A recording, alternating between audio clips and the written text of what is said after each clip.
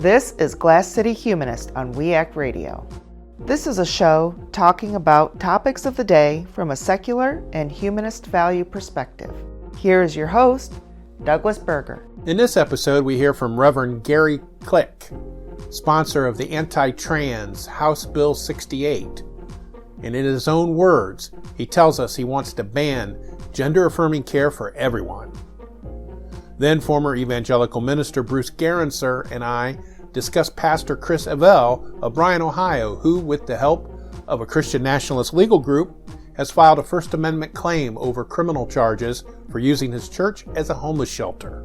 Glass City Humanist is an outreach of the secular humanists of Western Lake Erie, building community with reason and compassion for a better tomorrow. Views expressed on the Glass City Humanist are not necessarily those of Sholey or WAKT Radio. Thank you for joining us today. My name is Doug. I am your host, and we have a pretty jam-packed episode today. The first up, what we're going to talk about is Reverend Gary Click. He is from Fremont. He is the pastor of the Fremont Baptist Temple, and he's a sometimes Ohio legislator who sponsored the recent House Bill 68 that the legislature had overridden the governor's veto. So we're going to be talking about that. What this is he was recorded on a probably he didn't think was a public Twitter space, I guess it's called, or X space. That's like a Zoom call for on Twitter with some Michigan legislators talking about, they were brainstorming what they were supposed to do next, because these conservative Christian Republicans want to emulate what's going on in Ohio with attacking trans kids. So they were picking Gary Click's brain about it, which probably didn't take very long. They kicked out people that supposedly weren't invited to this chat. Unfortunately for them, somebody who was not supposed to be there was there and recorded it. And the LGBT newsletter Buckeye Flame published a story about it that originally appeared, Michigan Advance, I think it was called. So if transphobic talk might trigger you or might bother you, I'm just warning you ahead of time. And so we have that. And then we talk about, in the last part, about Pastor Chris Avell and the Dad's Place Church in Bryan, where he got criminal charges for opening his church up as a homeless shelter. So hope you enjoy. This is Glass City Humanist on WAKT Radio. I know I'm going to sound like a broken record, but previously I talked about Reverend Gary Click. He is the sometimes Ohio legislator from the Fremont area. He is the pastor of the Fremont Baptist Temple. He says that he's from Vickery, which is an unincorporated area of the county near Fremont. And he sponsored House Bill 68, which attempts to ban gender-affirming care for kids. As I explained in a previous episode, he did not write the bill. He was asked to sponsor the bill by the Center for Christian Virtue down in Cincinnati. They are the Christian nationalist group that opposes abortion and LGBT rights. And so they asked him to shepherd this bill, which he graciously did, and it got through and it passed. Governor DeWine vetoed it, and just in this past month, in January, the Ohio legislature overrode the veto. So the law, unless it's challenged in court, and I believe it just recently was challenged in court by the ACLU, will go into effect in April. And what this bill does, like I said, it bans gender-affirming care for kids completely. Even if a parent supports their child in their gender dysphoria or their questioning of their gender identity, even if a parent wants to support their child and get them medical treatment for that, this law would prevent that in Ohio. So he's not a very good guy. He's not very Christian, according to the Christian tenets that at least I'm aware of. And for some reason, he's obsessively concerned about transgender issues. And one of the things that he's been doing is, as we turn the sports people that use sports terms, is he's been spiking the football. And what that means is when he's scored a touchdown, he struts around and throws the ball onto the ground and dances. It's called spiking the football. And that's what he's been doing because he's so happy with himself that he got this bill passed. He tends to say stuff in public that if you're trying to take people's rights away and trying to limit opposition to that, is you don't say that stuff out loud because that just riles up the opposition. And he happened to participate recently in the last couple weeks. They called an X space, or they used to call it a Twitter space. And basically it's just like a group chat with audio. So people talk, it's a voice, it's like a Zoom call on Twitter. And he participated in this group chat with several legislators. A majority of the participants were conservative Republican legislators from Michigan. And what they're doing is they were trying to work on how they were also going to ban gender-affirming care in Michigan. In Michigan, it's going to be a little bit tougher because Democrats are in the majority and the governor is a Democrat. And so they decided to have this little powwow to try to strategize how they were going to do that. And one of the people that they invited was Gary Click. And so they were having X, formerly Twitter, kick out people who were not invited to this, using the system to kick out people who were not invited to this little confab. But they didn't get everybody. And one of the people that were listening in on this conversation recorded it. And it's very telling because Click is using the playbook that anti-abortion people use, or any group has used in order to get their agenda passed with the least opposition. And that is incremental, doing it incrementally.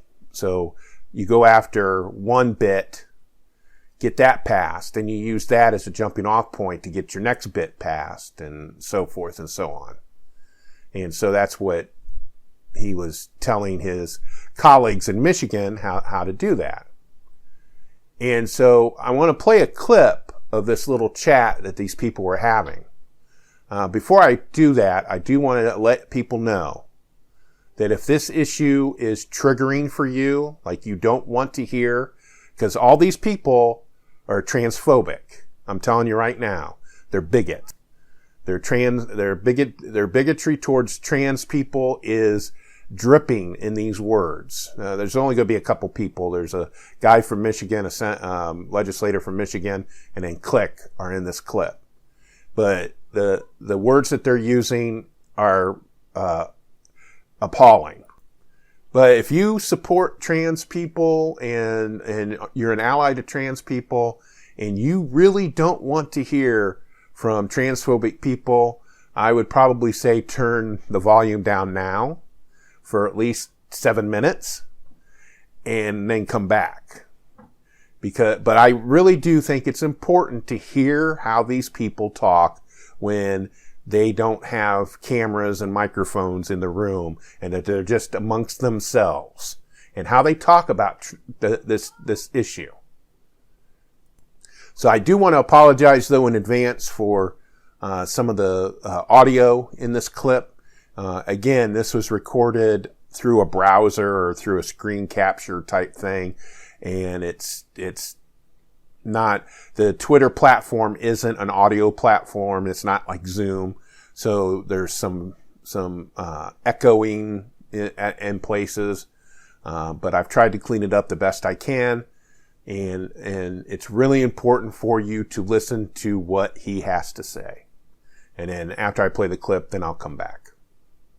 My whole thing is in terms of endgame. Why are we allowing these practices for anyone? Why would we stop this for anyone under 18, but not apply this for anyone over 18? It's harmful across the board, and I think that's something that we need to take into consideration in terms of the end game. Rep Shriver, that's very very smart thought there. And I think sometimes what we know legislatively is we have to take sometimes small bites. And I think the thing that we can say is for minors is that they are not capable of providing informed consent. We already regulate what minors can do, but they cannot do. They cannot sign contracts. They cannot buy cigarettes. They cannot, consume alcohol. They can't get a tattoo without their parents. We already have some rules regarding that. For minors, the prefrontal cortex is not yet developed. And in fact, that doesn't really develop to the age of 24. So I think there is something to be said for adults being able to weigh the pros and the cons. One of the things the governor did here, he made several mistakes, but one of the things he did do correctly is he actually put back in a couple of things that I had to negotiate out, which one was getting the data. There is no requirements to report the data. I had that in there. It got negotiated out. He actually put that back in, which was a good thing. And then the other thing was, the Planned Parenthoods, they pass out, hormones like candy. And so he's put a stop to that. And that's where a lot of the adults will go. There's also places like Euphoria and Plume where you can get your letters and you can get your hormones online through an app. Those are some things that we need to, at least slow down the game. Most people, if they take their time, they won't do this. We know that puberty is the natural cure for this. 85 to 95% of kids who genuinely have gender dysphoria will desist after they go through puberty. But when you put them on puberty blockers, 98% of them will persist, and they'll go into the opposite sex hormones, into the dangerous things. So that is not a neutral intervention. It is not a pause button like they say. You are actually affecting the child's mind when you do that, not to mention all the complications that Prisha has gone through and that she's mentioned. Let me add this in too. I got this from Lior Sapir, someone you ought to follow from the Manhattan Institute. And the arguments that they're going to come at you with are going to be based on eminence, not evidence. Eminence, not evidence. And so that means because we say so, not because it is so. So they're going to quote to you every organization that supports it, the AFA, the APA, all these different groups, all these different medical associations who say gender affirming care is good. You say, that's great. Where's the evidence? Where's their science? And they don't have it. They don't have it whatsoever. They can't give you any long-term studies of high quality because they don't exist. And the ones that do exist support what we say. And so you have to remind them, well, because you said so is not good enough. They block, the APA blocked the pediatricians who had a call to restudy this and to take this to the science and to do a deeper analysis. They blocked that motion. They wouldn't accept it because they don't want to know. They just want to tell you what they think. It is very political in the medical world. Never forget that the guy who invented the lobotomy won a Nobel Prize for it. Well, and when it comes to consenting, essentially consenting to mutilation, consenting to self-harm, consenting to killing yourself, there's a lot of people in this, no, not a lot, but there's a few extreme people that want adults to be able to consent to killing themselves legally, like they can do in Canada. And so when it comes to adults, I'm not saying anything in the way of dismissing what you're saying about children and puberty blockers. That's all definitely very valid and necessary.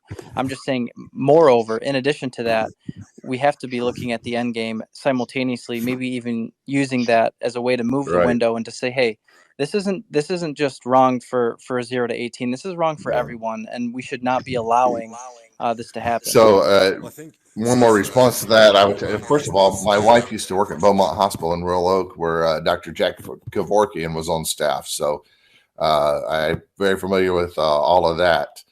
But the Reuters asked me one time after they said, do you feel bad because all of these states who are now blocking this procedure for children, they're having to close down their gender clinics, and that means the adults can't get these procedures either. I said, I don't feel bad at all. If they're trying to fund this off of the children, no, I'm actually pretty happy about it. I don't think they ever printed what I said, but sometimes we just have to look at taking the one bite at a time, doing it incrementally. The opposition's pretty good about doing that, and it gets them where they want to go. And when you put everything into one pot, it's going to be harder for you to get any legislation across the finish line. So take off a bite-sized portion of it, understand that it is going to have future consequences along the way. And, we even had parts of this bill that talked about what could happen in schools and how the schools couldn't counsel. They couldn't, do a social transition with your children without you knowing about it. They couldn't conceal your child's secret gender identity from the parents. And we were getting the guidance counselors from the schools and the social workers from the schools coming in and protesting. But we ended up with another bill. There's a Parental Bill of Rights. And so they were already protesting that. So we just took that portion out of the SAFE Act and put it in that other bill so we could minimize the opposition that we had on this bill and just move them somewhere else. So sometimes, the Bible teaches us to be wise as serpents and harmless as doves. So figure out what's going to get your foot in the door, figure out what you can get past, and go for what you can get past. And once you get that past, then go for the next bite. So that was Gary Click, and a member of the Michigan legislature. And what I want to say right off the bat is that all of the medical stuff that Gary talks about, where he's talking about puberty blockers not being reversible and being harmful and having studies, all of that he talks about, he's completely just wrong. The Manhattan Institute is not a medical group. It is a conservative think tank. So it's a conservative agenda. So he's quoting them with study, talking about evidence and stuff. There are plenty of studies about puberty blockers. Those medicines have been around for decades because they're used for other things, because there's other reasons to block puberty. Just like with birth control pills are given to young girls sometimes to help with hormone therapy. They're not necessarily being used to prevent pregnancy, but that's a side benefit. But they're still used for other things, other hormone reasons. And so Rebecca Watson at Skepchick has done a couple of videos about puberty blockers, and she cites at least a half a dozen studies showing that puberty blockers are reversible and there's very little side effects. Like with all medication, there's going to be side effects with some segments of the population, but it's not something that we need to be concerned about and come in and ban it from people using it because it's so dangerous, because it's not dangerous. Like I said, these medications have been around for decades. And you would think if they've been around for decades and they've been used for decades, that we'd be hearing about a lot more problems. And so everybody that he consults, every group that Click has consulted with has not been medical. And he just totally dismisses the medical consensus.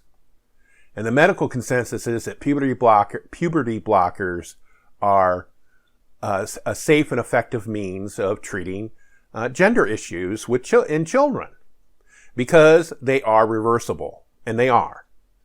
That's just a fake claim that transphobes use to get people to say, oh, maybe we should ban this because it hurts kids. It does not hurt kids. In the decades that this medication has been used, it's been determined to be safe and effective. And it's also non-invasive.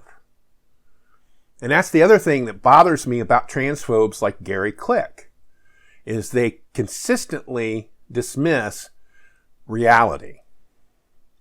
The reality is that if you have a child who has questions about their gender identity, there are certain steps you can take in order to support that child and move along. Either they find out that they're fine now, or maybe they want to go the full step and transition. And in every step of the way, the parents are involved. It's not a kid just making it up as they go along. Now, these legislators also talked about parental consent, parents' rights. You heard a little bit of that in the clip with Gary Click. This is a fear that many of these conservatives have, is that their child is going behind their back to transition. Well, technically that doesn't happen, that they go behind their back to transition. They may go behind their back and hide the fact that they're having issues with their gender identity. They're having concerns. They want to go by a different pronoun. They want to wear boys' clothes if they're girls, or they want to wear girls' clothes if they're boys. And maybe they don't trust their parents. Maybe their parents aren't supportive. Maybe their parents are like Gary Click and dismiss them and think that they don't exist. So a lot of these schools and hospitals, they take that into consideration. They don't purposely go out and say, hey, hide this from your family. What they do is they go by case, and they ask them, are your parents supportive of this? Do they know you're here? And so he talks about that Parents' Bill of Rights that's in the Ohio House. It's in the Ohio legislature right now. It would force schools to out the kids. So if little Johnny goes to his teacher and says, I want to be known as Jolene, then this law would require the teacher to report that to the parents. And that could cause some major issues, especially if the child is a victim of child abuse or religious abuse. So that's what I wanted to do, is I wanted to highlight what he's talking about, what Click was talking about. And I just want to say right off the bat that everything he said about the science and all of that is just completely wrong. It's just wrong. It's a common transphobe arguments that doesn't have any basis in reality. And the other fact that he mentions, that Click meant, the other thing that's actually true, is he knew nothing about these issues until he was asked to sponsor this bill. He claims that then he got educated, but he really didn't. He just consulted. He stayed in his little conservative, religious, Christian nationalist bubble and got all that information. When this bill was being considered, over 200 people testified against enacting it. The major medical associations were completely against it. The hospital associations who actually treat these patients was against this bill. The only people that supported this bill were religious bigots like Gary Click. And I know I keep talking about this issue, but it's very important. And it kind of dovetails into what I originally was going to talk about today, is how people are so judgmental these days about how other people live their lives. And social media is a major nexus on this treatment. It used to be you would see somebody, strutting around in a fancy coat, and then you would go home and you'd be like, oh, that person is wearing this fancy coat. I wonder what they're doing, and complain about them. Nowadays you do that on social media. And it's hurting people. It really is. I think a lot of this social media has led to a lot of these attacks against trans people. is because you get this misinformation that keeps getting passed around. It's not gender affirming care is not mutilation. Children do not consent to it without their parents' consent, unless they're emancipated, and they have to go to court to do that. You don't have vans from local hospitals driving around asking if kids want to transition. It doesn't happen. It's not something you just decide one day. Hey, I want to be a girl, or hey, I want to be a boy. A lot of these kids have been struggling with this issue for several years. And then and what they need is a supportive environment to work through this for their mental health issues. And that's the other thing that Rebecca Watson points out in her videos, is that study after study has shown that a child that receives gender affirming care, and not, it's not where they get the surgeries and stuff. That's last. Gender affirming care, you use the pronouns you want to use. You dress how you want to dress. You use puberty blockers. Then you go to cross hormones. Even when you start using different hormones, you can reverse that. So all the way up to surgery, if a kid gets all of that, their mental health improves greatly, and they're less likely to commit suicide. And I don't know why somebody like Gary Click wants to take that away from kids. I just don't understand it. I find it hard to believe that this has anything to do except for bigotry. He claims it's to save kids, but the kids need to be saved from people like him. He is on board for banning gender affirming care for everyone. So keep that in mind.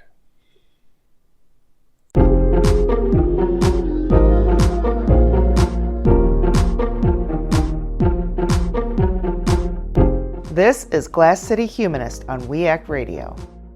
For more information about the topics in this episode, please visit glasscityhumanist.show.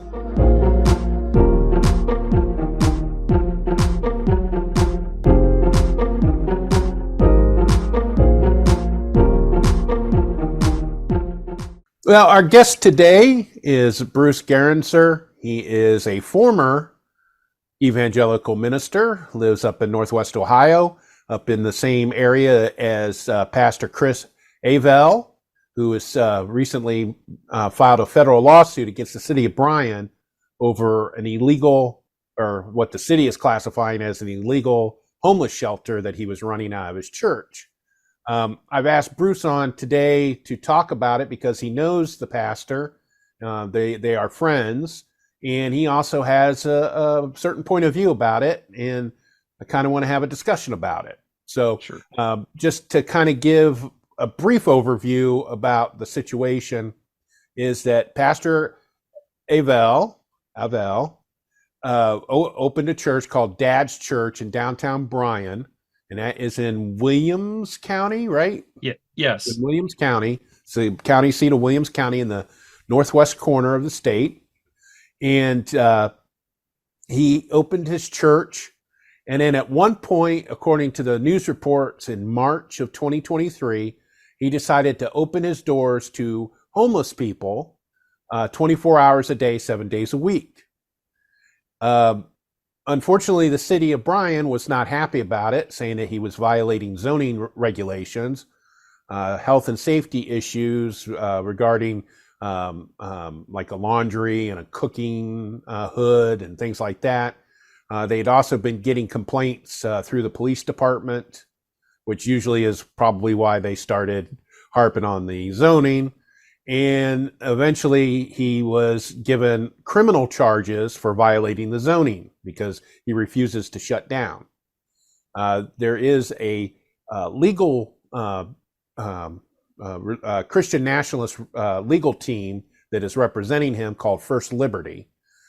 For people that are in the know, First Liberty is the one that worked the case about the coach who had the prayer on the 50-yard line. He won his case, and they also represented the postal worker who wanted to take off on Sundays even if they couldn't cover his shift. And he kind of won that court case.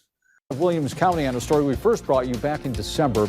Law firms and a nonprofit representing Dad's Place and Pastor Chris Avell have filed a federal lawsuit and temporary restraining order against the city of Bryan.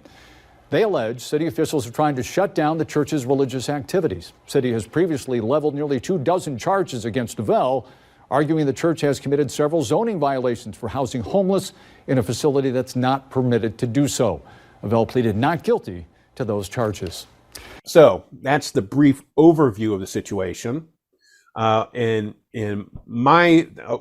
me go with Bruce here. You said that you're friends. How did you meet the pastor, and what's your relationship like? First of all, thanks for having me. And I've known Chris, 12,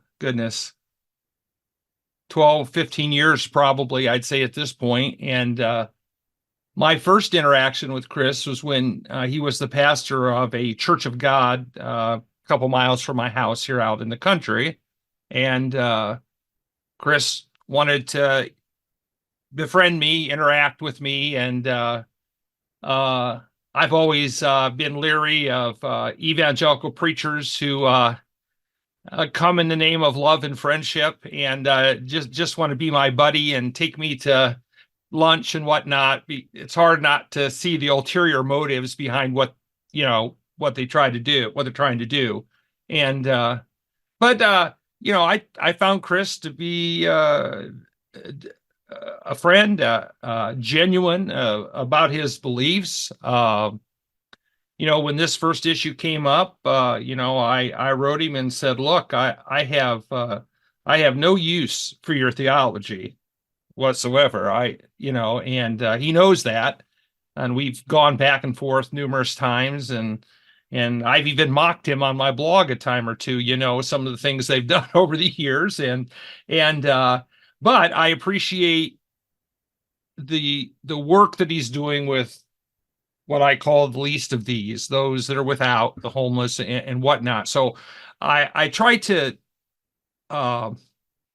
distinguish between the work that he's doing with homeless people and his beliefs. And certainly I'm no fan of First Liberty Institute at all. I despise much of what they do, though they can at times, land on the right side of the law too when it comes to First Amendment issues. And so you have to try to separate, these various issues, and that's not easy to do, and at the same token, we from the Dad's Place and Chris's side, we're hearing, cries of persecution it's someone's got an agenda that they're trying to prosecute against the church and whatnot. And I don't think that's the case either. I know some of the people, that are Bryan city leaders and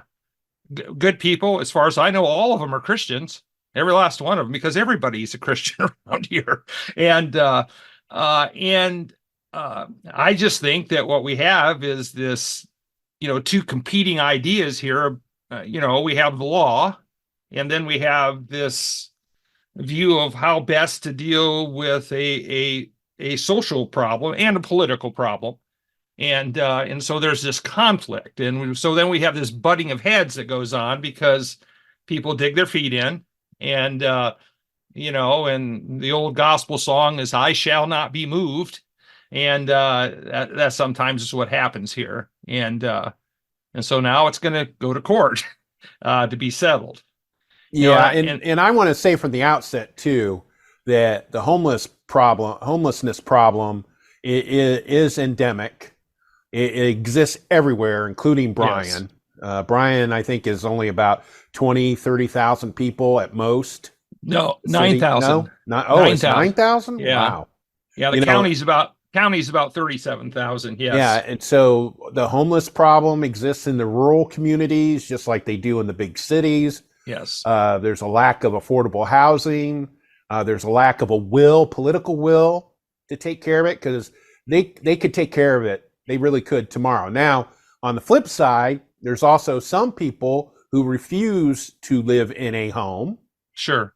who want to stay. I've met one or two of them at a time, and those people should be helped as well. So from the outset, I just want to say that homelessness is a problem. I know when I expressed my views on this issue earlier this week, somebody complained, well, you don't care about homeless people. It's like, no, I do care about homeless people. Right. You know, they should be able to find shelter and services and help without being in danger of dying in a fire or carbon monoxide poisoning, Right. or something like that. And that's what a lot of these zoning violations were for the Dad's Place Church. Yeah. And go let's ahead. be clear, the city of Bryan has never done squat about the homeless problem. The homeless shelter is a private institution that's run by, it was started by Grace Community Church, which used to be a downtown church, which I guarantee you that when they were a downtown church, they violated countless zoning laws while they were in that downtown building. And so Grace Community, pastored by Mike Kelly, I believe they're a Mennonite church now, and they were a charismatic evangelical church. And they started this homeless shelter, and so people don't get confused thinking that they're in Toledo, like at the Cherry Street Rescue Mission or someplace like that. They have 4 beds for single men, and then they have 2 more rooms for families or for married couples. And so there's not a lot of beds to start with. And so, it's primarily been this private religious group. And believe me, the homeless shelter in Bryan is devoutly, the people that run it are devoutly religious. They're evangelical. People who live there are required to attend church and follow Bible principles and rules, and which is not uncommon, when it comes to religious-oriented, homeless shelters and things like that. And so, what I see Dad's Place doing is trying to take care of the overflow from that, and that there are more people than that the homeless shelter can handle. And so the church took in the overflow from that, even at the the city police, bringing people there, and the local hospital bringing people there and dropping them off so they could, find some place to, to sleep and get a meal. Now, as far as so let's talk about the zoning, because that seems to, that be the issue. And the city of Bryan is grossly overplaying the so-called safety violations.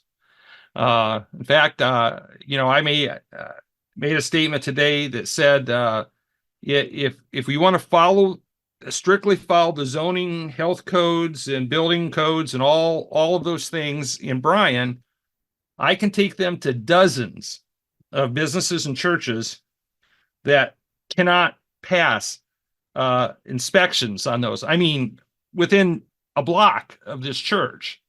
And so when I look at the violations, okay, if they need a carbon monoxide detectors, fire detectors, no brainer, got to do that. No question about that. But to a small church that's a storefront church, the fact that they have a stove that they cook on that doesn't have a vent over the top of it, come on, it's not going to hurt anybody. In the same way they had a dryer in there, and and the gas dryer had there was a plastic vent attached to it instead of a metal vent attached. And if Bryan was serious about the plastic vents, then they might stop the local hardware stores and building supply stores from selling them if they truly are a safety hazard. And I think there was even a small gas leak too. Supposedly reported. Yes, which, by the way, they fixed on the spot. I mean, it was a very minor. You're always going to have things like that, but Doug, I pastored every church I pastored. We had some sort of social outreach. from a food bank to we had an apartment where people could stay. We took care of, we cared for homeless people numerous times over the year, and we had a clothing room and all these various things that we did, and we're every aspect of what we did according to the strict interpretation of zoning laws. Well, of course not. They weren't. It's kind of hard to, the zoning laws are written, at, let's say, 2020, and you're dealing with buildings that were, some of them are 50, 60, 70, even 80 years old. And so you have to try to, what I would like to have seen in all of this is that there be, there's the letter of the law and then there's the spirit of the law. And so how can we come to a common understanding with this, help the homeless people at the same time, and yet make sure, that it's a safe environment. And it needs to be a safe environment. Don't get me wrong. And if Chris and Dad's Place are actually doing things that could harm people, then I'm all for, them being forced or required to do that. But from what I understand is that Bryan's zoning forbids them from housing people, period, regardless of the zoning. Yeah, on the first floor. Yeah. Yeah, and so it's kind of a mute issue about the zoning because it doesn't matter. It could be a brand new building. We're still not going to let you do this. Yeah, and I could probably assure you too that inspecting churches and religious organization buildings for zoning violations is the least likely on the list of things that Absolutely. a zoning enforcement's going to do, because they're just not. They look the other way most of the time for a lot of this stuff. Yep. Maybe if they have a daycare, they might get some extra special attention. Or if they're serving food like a soup kitchen, they'll get inspected for health and safety. But if it's just a plain church, I don't think so, unless somebody complains. And it looks like for some reason somebody's complaining. And this is the other part that I kind of wanted to mention. Who is complaining? Huh? Who is complaining? The city's complaining. Okay. And I think what it is a lot of these cities use zoning to weed out entities that they do not want in certain areas of town. Right. And so if you are making money for the city and tax base for the city, they're more likely to work with you to get special use permits or to change the zoning. If you are something that they don't like, they are not going to work with you. So I get that part. I've warned pastors that start new churches and storefronts. I said, look, there's a quirk in Ohio law that when you start these churches, if it was previously a some sort of retail store and you're starting a church in the same building, then it's really a change of use. And so the state can come in technically and say, hey, you've had a change of use. You didn't notify us of that. You didn't apply for a change of use. And so, you're running basically, an illegal operation. But the problem is that there's no consistency with those laws. And that's why this seems, somewhat subjective to me. And so I want to know, okay, what provoked this initially? Was it a business that, didn't like the number of people coming through Dad's Place? Didn't they like them out on the street? I know the police department was saying, well, they've had an increase in calls to the place, and okay, well, I can point to half a dozen bars in town where I guarantee you have increased calls. And the pastor said he's never had more than 20 people there. Right. So I don't know what these extra calls they're talking about, unless it's people hanging out outside smoking or begging for money.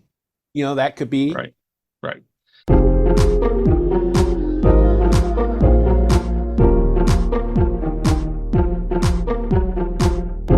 This is Glass City Humanist on WAKT Radio.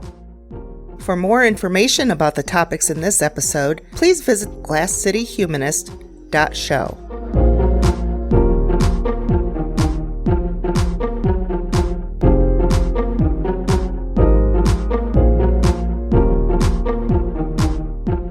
Yeah, and some of the problem, you take, for example, Hemant Mehta wrote an article today at the Friendly Atheist, and I like Hemant, but he is so far off the mark on this issue that it's not funny. And, and he starts with the premise that, well, Dad's Place isn't even a church. And that, actually, that they're like a video store or, a pinball, arcade, but in fact, it's because Hemant's never been here. He doesn't understand how evangelical churches work. The fact is that little arcade is at the front of this building. It's a very small part of it. And the church operates in this huge space in the back of this building. And there's always been an alleyway door where you can get access to this part of the building. There have been numerous religious groups in and out of there over the years, including in the late 1990s. There was some local people got together and started some sort of youth ministry and thought that they would bring in Christian rock and roll groups and whatnot, and thought they would appeal to the kids, and it was a miserable failure. But so this space has had religious activity in its past, and it's nothing abnormal that's going on here. And from my perspective, look, I've started several churches over the years. Some of them were storefront nearby West Unity. We started a church there, and and technically we were in several areas probably in violation of zoning laws, but in every way we made the buildings better. So for example, the building that we purchased used to be the West Unity Public Library. And so we put in a couple of handicap compliant, ADA compliant bathrooms, and poured new cement and did all this work, and right up the code. Even though we didn't have a permit to do it, we followed the code and whatnot. Now, the old bathroom, that was the library's bathroom. Well, it was a one-seater that there was a step, you had to step up into it. And so I remember I can do electrical work. And so I remember we had to replace a light and a switch in that bathroom. I said, okay, I'm going to, replace that light and that switch. And so I pull everything out. Come to find out that the person who did the previous work had taken extension cords, cut the ends off of them, and used that for the wiring inside the walls. And so, okay, so me, I look at that and I say, hey, we made this building better in every way. Is it strictly compliant? No. If you looked at our auditorium, for example, technically there should have been 3 aisleways in the auditorium. Well, it wasn't big enough for 3 aisleways. So we had one big aisleway down the middle, technically in violation of fire code, I would say, for the most part. Part of me says, damn it, obey the law. That's what the law is there for, and we should do our best to obey the law, but also I know sometimes we get in our car and we drive 80 miles an hour down the freeway too, and we break the law. And so as long as it's not a health and safety issue, I'm willing to, give some of these places a break, as long as they're working towards, improving the space. Now, if Dad's Place, if they're doing things that are putting people in physical harm, then that stuff needs to be immediately corrected. And I don't know,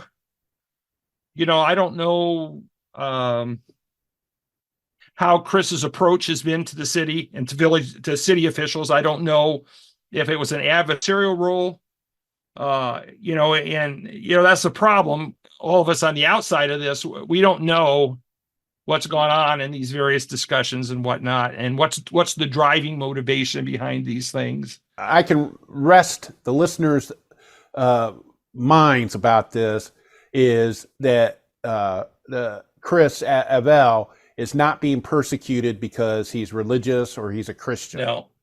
Everybody that is wanting him to follow the zoning laws, they're all Christians. Right. They go to church just like everybody else. Right. You know, I really do think that it's a matter of it's a homeless shelter. Right. That's why it's being targeted, is because it's a homeless shelter, not because it's Christian. Right. Yes. Because, and yeah. I think if you and I, as the humanists of Williams County, started a homeless shelter in the same building, we'd end up with the same problem because, we're violating the zoning law. So the only question to me is then, okay, so how do you resolve this? Because what ends up is I've read some comments in the national media about the city of Bryan and about Bryan leaders that, my God, they make the mayor of Bryan sound out like she's, Satan personified. And this is simply not true. These are good people. There's a difference of opinion here. And let me be clear, like you have said, that while there may be individual instances of persecution somewhere in the United States, generally, overwhelmingly, Christians are not persecuted in this country. They're inconvenienced. They've had their preferential place at the table challenged, perhaps, but they are not persecuted. They don't have any idea what real persecution is. Yeah, that's what happened this week against trans kids. Yes. That was persecution. Yes, absolutely. So you have these kind of minor skirmishes going on over here with this kind of stuff. And then you have, the Republicans in the Ohio legislature doing things like this that are just, they're abomination, and harmful to people. Well, I think that Pastor Chris Avell, he's not going to be missing out any donations. I think he's going to be making a lot of money off of this. I guess he's already appeared on several conservative talk shows already. Might be podcasts or radio shows. I think he was on Fox News. Was he on Fox News already? Yeah. Got to go on Fox News. Yeah, so they're going to be making a lot of money. And I really do. There's a really good chance that he's going to win his court case, because that's just the atmosphere that we're in right now, is that all they have to do is say they're being persecuted, and the courts tend to agree whether there is or there isn't. And like I said, I really do think it's just the fact that it's a homeless shelter, and the leaders of Bryan do not want more than one shelter in downtown. I really do. I really think that's the crust of it. Yes. And so now the issue is how do you roll all this back, without getting, because first of all, the city of Bryan is going to end up with a lot of legal expenses. I assume First Liberty is representing Pastor Avell, free of charge. Yeah, they have two other law firms that are helping out. Right. And so, it's the city that's going to bear the brunt of this. And you're well aware. I mean, there's been this move in the last 10, 20 years towards this really warped interpretation of church state issues in this country. And we've kind of, been going backwards as far as those issues are concerned. And it seems that the courts, they really do give churches and religion preferential treatment. And they tend to, have a very broad interpretation, of the Establishment Clause and the various laws that, that affect, church and government relationships. And, there was a day, I think, when people could sit down and, and I've sat down with political leaders and said, hey, how do we work this out? I remember when we started the Christian school in Southeast Ohio. I was a thorn in the side of the local school superintendent. I was, from them teaching evolution to, sex ed class and all that. And so when I started the school, he was glad to see me go. He was glad. Fine. He even gave me desks for our school. I mean, he said, "Here's some desks we're not using anymore. You're welcome to them." And and he and I sat down and we talked, and it was honestly just it's a difference of worldview, and look, Chris is a fundamentalist. There's no question about that. Now he might grade at that and that label, but his beliefs are solidly evangelical, which I think are inherently fundamentalist. And and so he's coming from a very literalist, biblicist point of view.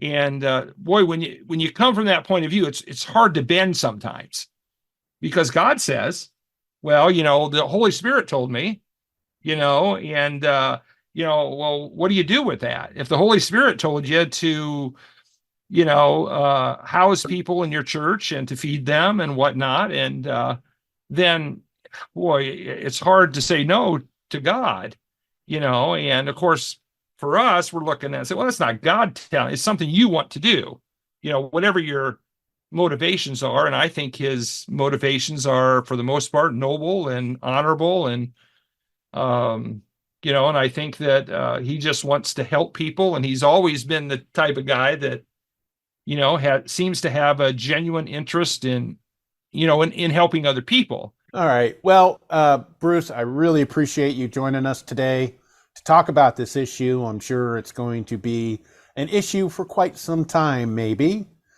Depends on how intractable the city is and how intractable Chris becomes. Yes. With his newfound friends. And I do want to note, too, that Brian is not too far from Hillsdale College. Yes. Yeah. The kingdom of conservative Christianity. So yeah, I'd be surprised if they don't, to some degree, maybe weigh in on this. Yeah, they're what 25, 30 miles away, maybe at the most. And right. So we'll hear what Betsy DeVos has to say, I guess. Yes. All right. Yes. Thanks a lot. I appreciate your time. Yes. Thanks, Doug.